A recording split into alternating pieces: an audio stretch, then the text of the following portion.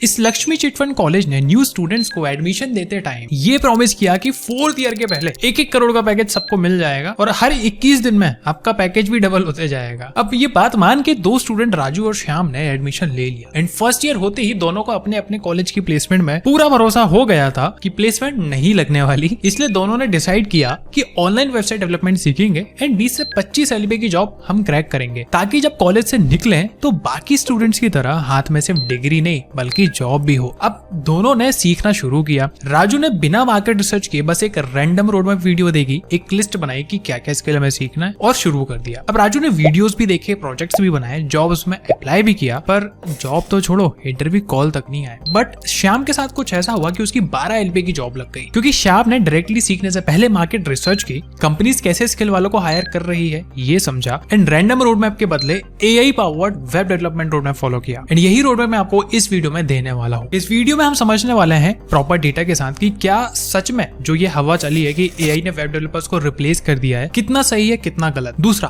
कि भैया AI powered full stack web development क्या होता है, क्यों इसकी इतनी डिमांड है, इसको सीखते कैसे हैं, AI कितना यूज करना है, कौन से टूल्स यूज करने हैं, कौन सा प्रोजेक्ट बनाना है ताकि जॉब लगेगी एंड 2 प्रोजेक्ट आइडिया भी मैं आपको बताऊंगा that will definitely get you hired and most important ये पूरी रिसोर्सेज की किट भी मैंने बनाई है जिसमें end to end syllabus, interview preparation, resume template, notes सब मिल जाएगा। पर एक्सेस कैसे करेंगे वीडियो एंड तक देखो पता चल जाएगा। तो यार देखो, जब आप वेब डेवलपमेंट सीखोगे तो AI से कोड भी करवाओगे, तब आपको ये 2 प्रॉब्लम्स होगी जिसको सॉल्व नहीं किया तो वेब डेवलपर कभी नहीं बन पाओगे। एंड डोंट वरी, इन सारी प्रॉब्लम को सॉल्व करने के लिए टेस्टराइट है। सबसे पहली प्रॉब्लम, आपका कोड बिना एरर के चलेगा। आप सोचोगे कि ठीक है काम कर रहा है, बट वो काम नहीं करेगा आगे जाके। फॉर एग्जाम्पल, आपने एक टू डू लिस्ट ऐप बनाया, अब उसमें बहुत सारे टास्क हैं। हम किसी भी टास्क के चेकबॉक्स में जो लेफ्ट साइड पे दिख रहा है अगर उस पर क्लिक करेंगे, अब क्योंकि हमने चेकबॉक्स में क्लिक कर दिया इट मींस कि भाई टास्क कंप्लीट हो गया, अब वो डिलीट हो जाना चाहिए। अब आपके कोड एडिटर में तो वो बढ़िया से चल गया, ठीक है, कोई एरर नहीं आया, तो आपने सोचा कि यार चलो अब इसको लाइव कर देते हैं। बट याद रखो, आपने एक ही नॉर्मल तरीके से टेस्ट किया है, बट जैसे ही आपने इसको लाइव किया यूजर्स आना स्टार्ट हुए एंड भैया टास्क डिलीट हो ही नहीं रहा है, इंस्टेंट व्हाइट स्क्रीन आ रही है, ऐप फ्रीज हो जा रहा है। आपको समझ ही नहीं आ रहा कि यार ये एरर आ क्यों रहा है, क्योंकि जब आपने टेस्ट किया था तब तो सब कुछ सही था। तो यहाँ पे टेस्टमेट ऑटो क्लिक करके सब कुछ खुद से टेस्ट कर लेगा एंड आपको एक रिपोर्ट बना के दे देगा कि भैया आपका ऐप कहाँ पे क्रैश करने वाला है। दूसरी प्रॉब्लम, जब आप वेबसाइट डेवलपमेंट के प्रोजेक्ट बनाओगे आप कंफ्यूज होगे। फॉर एग्जांपल, आपने एक फॉर्म बनाया कि जैसे ही कोई फॉर्म फिल करेगा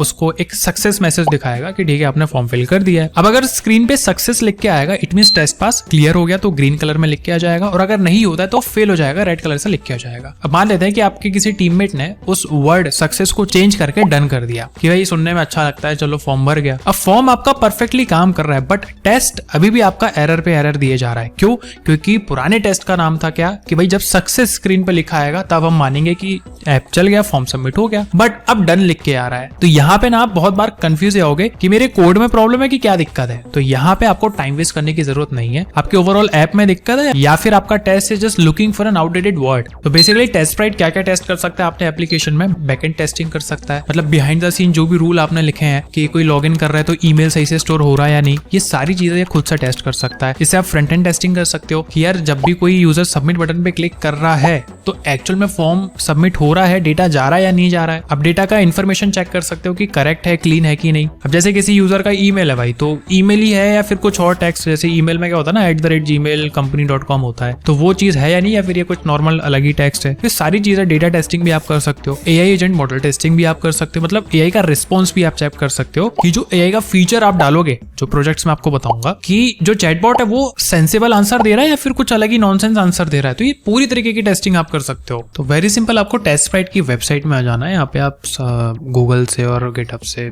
साइन इन कर सकते हो। मैंने यहाँ पे गूगल से लॉग इन कर लिया है एंड इस बार में आपको पूरी चीजें मिल जाएगी। बहुत सिंपल, बिगिनर फ्रेंडली आपको ये बार मिल जाएगा। अगर आपको टेस्ट क्रिएट करना है सिंपली क्रिएट टेक्स्ट पे आप क्लिक कर सकते हो। अगर आप अपने कोड एडिटर पे इसको टेस्ट करवाना चाहते हो तो आप ये सिलेक्ट कर लो, लोकल वाला। अगर आप कोई वेब एप्लीकेशन मतलब कुछ लाइव इन्वायरमेंट पे आपका कुछ काम चल रहा है तो आप इसको सिलेक्ट कर सकते हो। अब जैसे फॉर एग्जाम्पल मैं अब विजुअल स्टूडियो कोड यूज करता हूँ ज्यादातर, तो अपने कोड एडिटर में इसको इंस्टॉल करूंगा। कंटिन्यू पे क्लिक कर देंगे। यहाँ पे सिंपल 3 स्टेप्स, आपको API एआई की क्रिएट करनी है, ठीक है, उसको कनेक्ट कर लो टेस्टस्प्राइट से अपनी आईडी में, उसके बाद अपना एमसीपी सेटिंग इंस्टॉल कर लो। अगर आप कर्सर यूज कर रहे हो, क्लाउड कोड यूज कर रहे हो, फिर अदर कोई आपकी आईडी है तो उसमें आप इसको ऐसे कनेक्ट कर सकते हो। उसके बाद भाई वेरी सिंपल आपका टेस्टिंग वाला काम स्टार्ट हो जाएगा, राइट। तो 1 मंथ यहाँ पे भैया फ्री चल रहा है अभी, पहले मंथ के लिए आप फ्री में ट्राई कर सकते हो। एंड बिलीव मी, जब आप टेस्टस्प्राइट को एज अ टेस्टिंग पर्पस से यूज करना स्टार्ट करोगे आपके लिए चीजें बहुत ज्यादा आसान हो जाएगी। तो आपको इनका मंथली और ईयरली प्लान दोनों मिल जाएगा। ईयरली प्लान के साथ जाओगे तो भाई पैसे बच जाएंगे। तो जब भी कुछ भी कोड करो टेस्टस्प्राइट को यूज करना मत भूलना है, और इसकी एक्सेस लिंक मैं डिस्क्रिप्शन में दे रहा हूं। अब स्टार्ट करने से पहले ये समझ लो कि क्या सच में एआई ने वेब डेवलपर्स की जॉब खाई है या बस ये एक हाइप है। देखो 2022 में जब चैटजीपीटी आया था तब जो लोग अनएम्प्लॉयड थे वो भी ये कहने लगे थे कि एआई तो पूरा कोड लिख रहा है, अब तो सब वेब डेवलपर्स की जॉब चली ही जाएगी, कंपनीज फायर करना स्टार्ट कर देंगी, सैलरीज इतनी कम मिलेगी कि दूसरों को बताने में ही खुद को शर्म आ जाए। बट आज हम 2026 में बैठे हैं एंड जॉब्स जाएगी, ये बात सच भी हुई है। डेटा के अकॉर्डिंग 2022 से अभी तक आईटी कंपनीज ने 8,50,000 लोगों को एआई के कारण जॉब से फायर कर दिया है। तो क्या इसका मतलब सच में एआई जॉब्स खा रहा है?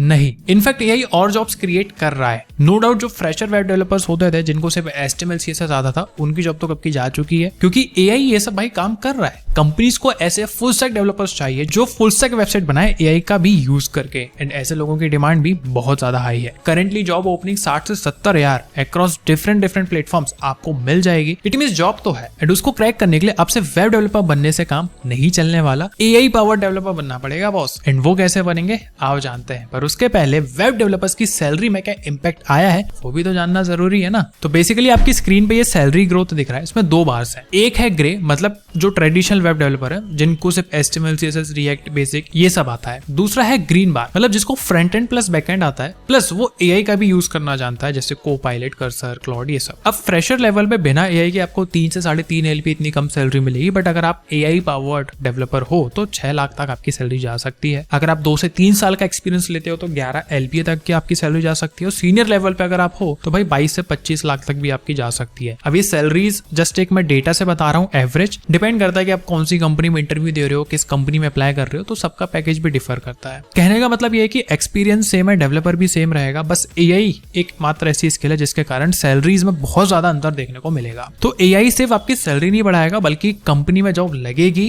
या नहीं लगेगी ये भी डिसाइड करेगा। सैलरी तो काफी बढ़िया है, पर कैसे बनेंगे एक AI powered full stack developer? तो आपके लिए मैंने एक ये रोड मैप बनाया जिसको हमने कुछ फेजेस में डिवाइड करा है। Now before moving to road map part, जो लोग एकदम फ्रेशर एकदम बिगनर है, मैं आपको ये कुछ बेसिक्स बता रहा हूँ, इनको सीख लेना, फिर उसके बाद वेब डेवलपमेंट सीखना शुरू करना, वरना काला अक्षर भैंस बराबर जैसा लगने वाला है। सबसे पहला, कंप्यूटर बेसिक्स अच्छे से सीख लो, फोल्डर बनाना, सॉफ्टवेयर इंस्टॉल करना, CPU, रैम, माउस, ये सब आपको सीख लेना है। देन इंटरनेट कैसे काम करता है, क्लाइंट, सर्वर, URL, HTTP, ये सब समझ लो। इससे वेबसाइट डेवलपमेंट आपके लिए इजी लगेगी स्टार्टिंग से ही। नंबर 3, बेसिक इंग्लिश सीख लेना यार, क्योंकि जितने भी एरर्स, डॉक्यूमेंटेशन वगैरह है ना, ये सारे के सारे इंग्लिश में ही होते हैं मोस्टली, तो उनको समझने में आपको इजी जाएगा। अब अगर ये 3 बेसिक चीजें आपने सीख ली, इसके बाद आप अपनी जर्नी शुरू कर सकते हो। तो पहले फेज हम स्टार्ट करेंगे फाउंडेशन से। तो इस फेज में आपको HTML, CSS, जावास्क्रिप्ट की 3 लैंग्वेजेस सीखना है, क्योंकि सारी वेबसाइट्स इन्हीं 3 से मिलकर बनती है। HTML, इससे आप वेबसाइट का स्ट्रक्चर बनाना सीख पाओगे कि पेज में कंटेंट को लाते कैसे हैं। जैसे Amazon की वेबसाइट में आपको ये लोगो, टैग्स, इमेज, बटन दिख रहा है, प्रोडक्ट कार्ड दिख रहा है, तो ये सब आप लाना सीख जाओगे। तो बेसिकली इसमें tag, element, heading, paragraph, link, image list, table form,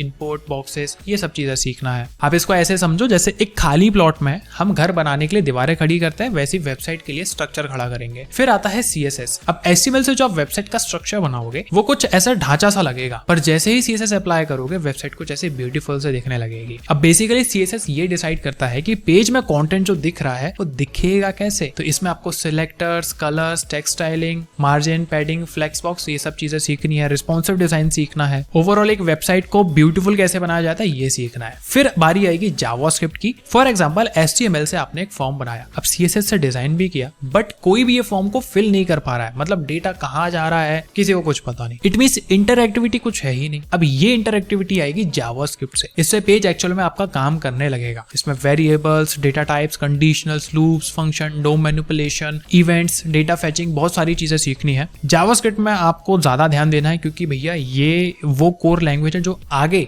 आपको बाकी चीजें आसान लगेगी या मुश्किल डिसाइड करेगा। ठीक है, तो सबसे पहले HTML, then CSS, then JavaScript, तीनों सीख लो, तब ये प्रोजेक्ट बना के प्रैक्टिस करना मत भूलना। टू डू लिस्ट ऐप बना सकते हो, कैलकुलेटर बना सकते हो, क्विज ऐप बना सकते हो, कुछ 2-3 प्रोजेक्ट भी ये बना लिए ना तो बहुत ईजी हो जाएगा। एंड जब ये प्रोजेक्ट्स हो जाए तो गिटअप सीखना भी शुरू कर देना एंड अपने कोड को स्टार्टिंग से ही इनमें रखने की, इनकी हिस्ट्री मेंटेन करने की आदत डालना, आगे जाके प्रॉब्लम नहीं होगी। सेकंड फेज, इसमें हम फ्रंट एंड सीखने वाले हैं। अब आपको जॉब रेडी बनने के लिए एक प्रॉपर वेबसाइट बनाने के लिए लाइब्रेरीज और फ्रेमवर्क सीखना पड़ेगा। आपको 3 ऑप्शंस मिल जाएंगे, रिएक्ट जो कि बहुत ज्यादा पॉपुलर है, व्यू बिगनर्स के लिए काफी इजी है, देन एंगुलर मतलब ये काफी पावरफुल है बट उतना ही कॉम्प्लेक्स है, बड़े बड़े एंटरप्राइज कंपनीज में इसका ज्यादा यूज होता है। एंड मेरी मानो तो मैं आपको रिएक्ट ही रेकमेंड करूंगा क्योंकि इंडिया अकेले में यार 80% जॉब्स में ना रिएक्ट ही मांगते हैं। अब ये एक जावास्क्रिप्ट की ऐसी लाइब्रेरी है जिसकी हेल्प से बड़ी बड़ी वेबसाइट को आप जल्दी बना सकते हो। तो बेसिकली रिएक्ट में आपको कोर फंडामेंटल से शुरुआत करनी है, जैसे component, props, states, event handling वगैरह, then hooks, forms, routing, fetching data from APIs, ये सब चीजें सीखना है। मतलब सिर्फ वीडियोस देख के मत सीखना, कोड करके ही सीखना, अदरवाइज सब कुछ बहुत मुश्किल लगने वाला है। अब रिएक्ट सीखने के बाद आप कोई फूड फाइंडर ऐप या फिर एक्सपेंस ट्रैकर ऐप, ऐसा कुछ 2-3 प्रोजेक्ट बना सकते हो फॉर योर अंडरस्टैंडिंग। अब यहाँ पे आपको एआई का यूज करना स्टार्ट कर देना है। याद रखो एआई से कोड कॉपी पेस्ट नहीं कराना है क्योंकि अभी भी आप एक बिगनर हो, जितना ज्यादा हो सके उतना कोड करो और कोड कॉपी पेस्ट करने से बचो। हाँ, कहीं पे भी अगर कोई एरर आता है आप एआई की पूरी हेल्प लो, ये आपका 24/7 कोडिंग हेल्पर बनके काम करेगा। देन फेज 3, यहाँ पे आपको backend development plus database plus APIs ये सब सीखना है। तो बेसिकली बैकएंड होता क्या है?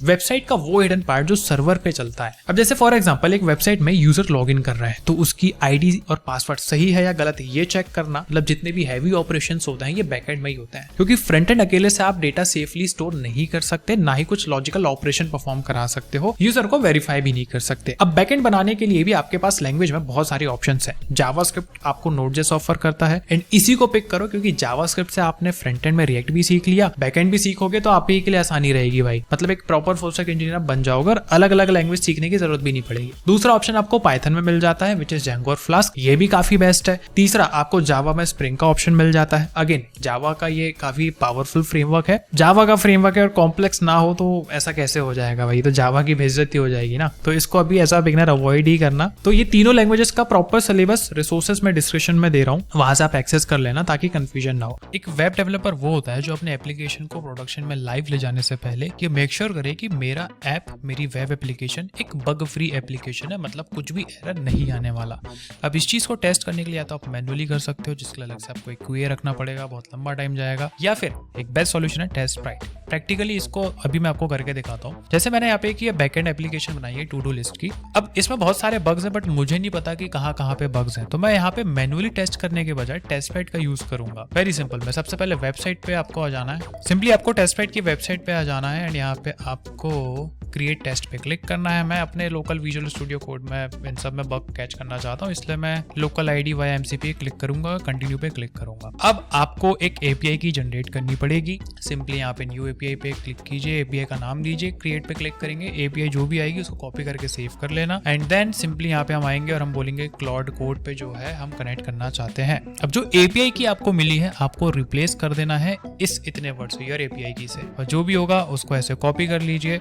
ठीक है, वेरी सिंपल। तो टेस्टिंग से पहले मेक श्योर करना कि भाई आपका जो ऐप है वो चले, इसलिए हम इसको सबसे पहले चालू कर लेते हैं। वेरी सिंपल, ये हमारा अब चालू हो चुका है और यहाँ पे ये बता रहा है, एक मिनट डॉक्स में आ जाते हैं। तो यहाँ पे क्लाउड कोड में आना है, न्यू सेशन पे क्लिक करना है एंड वेरी सिंपल ये आपको पेस्ट कर देना है कि hey help me to test this project with TestSprite and simply आपको एंटर प्रेस कर देना है। अब भाई अपनी पूरी रिसर्च करके कोड वगैरह चला के आपको एक रिपोर्ट तैयार करेगा। तो एज यू कैन सी इसने पूरा भाई टेस्टिंग वगैरह कर लिया है एंड इसने मुझे एक टेस्ट बताया है कि task reject empty file with 400। इसको एक बार एप्लीकेशन पे वेबसाइट में देखते हैं, ज्यादा अच्छे से समझ में आएगा। So this is our report जो टेस्टस्प्राइट ने जनरेट करा है। So out of 7 6 test cases pass हो चुके हैं, एक ये फेल हुआ है और इसमें मैं क्लिक करूंगा तो ये मुझे बता भी रहा है कि empty title return 400 with detail, मतलब टाइटल एम्प्टी नहीं होना चाहिए। मतलब कि जब मैं टास्क क्रिएट कर रहा था मेरे एप्लीकेशन पे वो बिना टाइटल के ही क्रिएट हो जा रहा था, विच इज कंप्लीटली रॉन्ग। बिना टाइटल के कोई टास्क कैसे क्रिएट हो सकता है? तो दिस इज अ बग। ये इसने टेस्टस्प्राइट ने खुद से मुझे बता दिया। ऐसे अगर आपके एप्लीकेशन में चाहे कितने भी बग्स हो, ये आपको ऐसे एक प्रॉपर रिपोर्ट बना के दे देगा, प्लस ये प्रॉपर आपको ये भी बताएगा कि किस लाइन पे क्या बग आया है, तो आप वहां पे जाके डायरेक्टली सॉल्व भी कर सकते हो। सो कुछ इस तरीके से टेस्ट राइट आपकी मदद करेगा to find and fix bug before making your life directly to production. Free account के साथ आप स्टार्ट कर सकते हो, तो 1 फ्री रहता है, बिल्कुल बिंदास ट्राई करो भाई। उसके बाद फिर आप इनके मंथली ईयरली प्लान पे स्विच कर सकते हो। इनको कंप्लीट करने के बाद आपको सीखना है डेटाबेस। इसमें भी बहुत सारे ऑप्शंस है। एसक्यूएल मिल जाएगा जिसमें पोस्टग्री SQL MySQL मिल जाएगा, देन NoSQL इसमें MongoDB मिल जाएगा। एंड MongoDB को ही मैं रेकमेंड करूंगा क्योंकि बिगिनर्स के लिए सीखना इसको काफी इजी है एंड Node.js के साथ भी ये इजीली काम कर जाता है। तो MongoDB से स्टार्ट करो। तो डेटाबेस में क्या क्या सीखना है, CRUD operation, schemas, relationships, queries, basic indexing,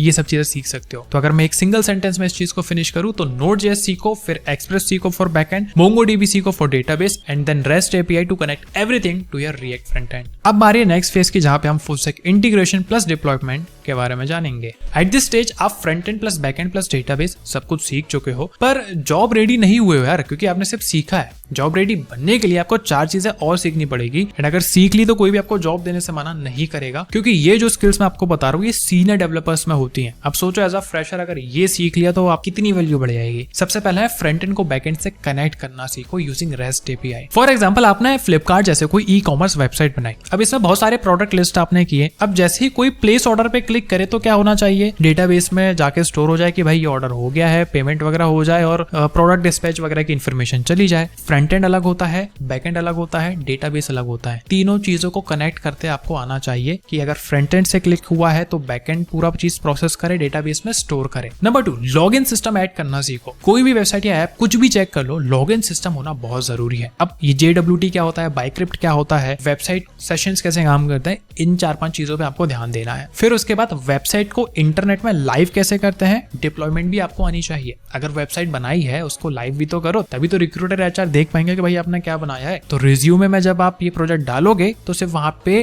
text मत डालना, इन प्रोजेक्ट्स के लिंक भी डालना, ताकि एज अ रिक्रूटर HR जब भी कोई क्लिक करे वो एक्सपीरियंस कर पाए आपने क्या बनाया है। अब ये तीनों चीजें ना सेपरेटली डिप्लॉय करना पड़ता है। फ्रंट एंड यानी कि रिएक्ट से बने ऐप को आप वर्सल में कर सकते हो, बैकएंड के कोड को आप रेंडर या रेलवे में कर सकते हो, डेटाबेस को लोकल MongoDB से MongoDB एटलस में मूव कर सकते हो। तो डिप्लॉय करने के बाद ना थोड़ा सा खर्चा करके एक डोमेन खरीदो, वर्सल से कनेक्ट करो और तब उसको लाइव करो। फिर नेक्स्ट फेज आता है AI इंटीग्रेशन का। तो सबसे पहले ये समझो कि AI इंटीग्रेशन होता क्या और इसकी इतनी वैल्यू क्यों है। देखो अभी तक आप एक फुल स्टैक डेवलपर तो बन चुके हो, रिएक्ट, नोड, मोंगो, डिप्लॉयमेंट सब कुछ सीख लिया, लेकिन 2026 और आने वाले साल में सिर्फ फुल स्टैक डेवलपर होना काफी नहीं है। जो डेवलपर अपनी वेबसाइट या ऐप में AI फीचर्स ऐड कर सकता है वही सबसे ज्यादा डिमांड में रहने वाला है, उसी की जॉब लगने वाली है और उसी को ज्यादा मोटी सैलरी मिलने वाली है। अब AI इंटीग्रेशन का मतलब ये नहीं है कि तुम ChatGPT यूज करो, क्लाउड यूज करो। इसका मतलब ये है कि तुम अपनी खुद की वेबसाइट में, खुद के ऐप में AI की पावर डालो। जैसे इसमें क्या करना है, सबसे पहले LLM API समझना है। LLM मतलब लार्ज लैंग्वेज मॉडल्स। ये वो